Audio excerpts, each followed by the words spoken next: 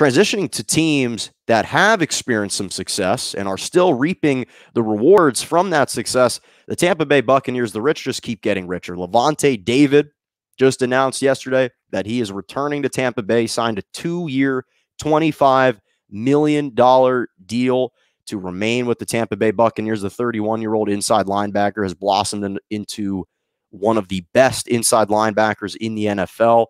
$20 million guaranteed. He's been named the captain all 7 years that he's been there. Think about that. Lavonte David has been named the captain of the Tampa Bay Buccaneers for the past 7 years that he's been in the NFL. He's coming back. Chris Godwin just accepted the franchise tag for about $16.43 million to remain in Tampa Bay at least one more year. This is a guy who finished second on the team in targets, receptions, receiving yards with 840 receiving yards, in receiving touchdowns with 7 receiving touchdowns.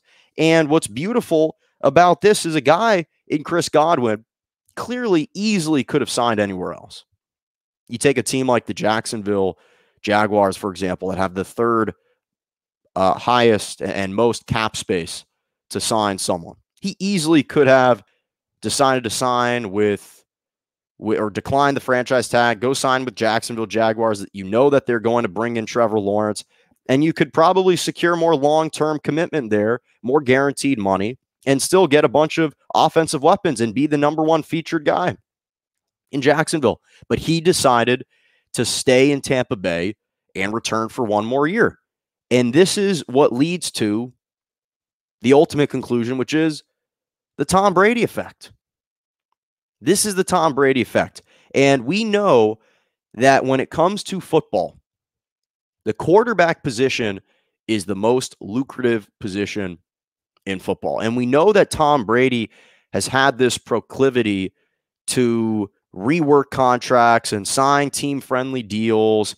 And that is one element that has enticed players to come. Is because it's created more cap space for other players to earn more money. So it drives up this incentive to come play for him. But the biggest impetus for guys wanting to sign with Tom Brady, essentially, is because he wins. And it shows that the winning culture is ultimately the biggest selling point when it comes to players. And that winning, above all else, is the major selling point. I talked about on Monday how recruiting has shifted so much.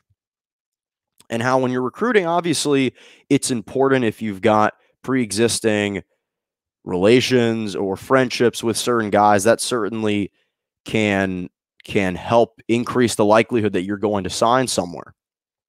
Because you've got a buddy there. There's no question that that plays a role.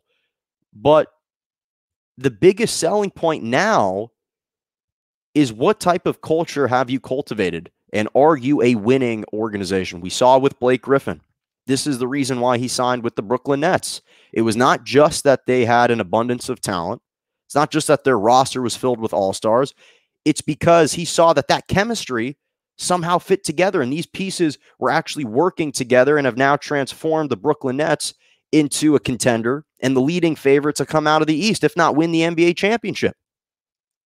That's what drew Blake Griffin to the Brooklyn Nets, was the potential for winning. It wasn't just that he had an existing relationship with DeAndre Jordan. They're wealthy. They've got off-season homes. They can go visit each other during the summer. They don't need to play with each other if they don't think they're going to win together. So today, Tom Brady is a 7-time Super Bowl champion, a 5-time Super Bowl MVP, 3-time NFL MVP. That is the selling point. Do you want to win a Super Bowl ring with me? Yes or no?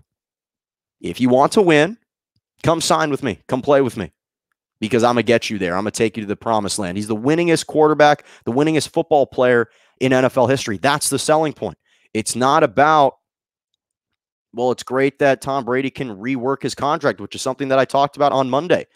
Because what reworking the contract illustrated wasn't just that he is trying to be a team player and that he doesn't necessarily want the money, but that winning is the priority. And I think that what we're seeing with guys like Lavonte David who are returning, and even Chris Godwin, who can still sign a massive deal next year. This doesn't preclude him from being able to sign that massive long-term extension that he's seeking, because obviously Chris Godwin, he still wants to win. He still wants that long-term security, and he still wants that big payday. I get it. But the beautiful thing about this situation is those aren't mutually exclusive.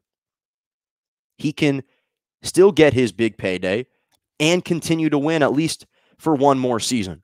And that is all sparked by Tom Brady. Every bit of that is sparked by Tom Brady. And not to mention now, they're setting themselves up in position to potentially re-sign Shaq Barrett, which is the last piece of that puzzle that they're trying to re-sign. And again, all of that is the Tom Brady effect. All of that is the Tom Brady effect, and we're seeing that into fruition. Day one, he shows up in Tampa Bay with the Buccaneers organization, an organization that hadn't won a Super Bowl since 2003. They were the losingest franchise in sports history. On day one, he wins a Super Bowl with that organization.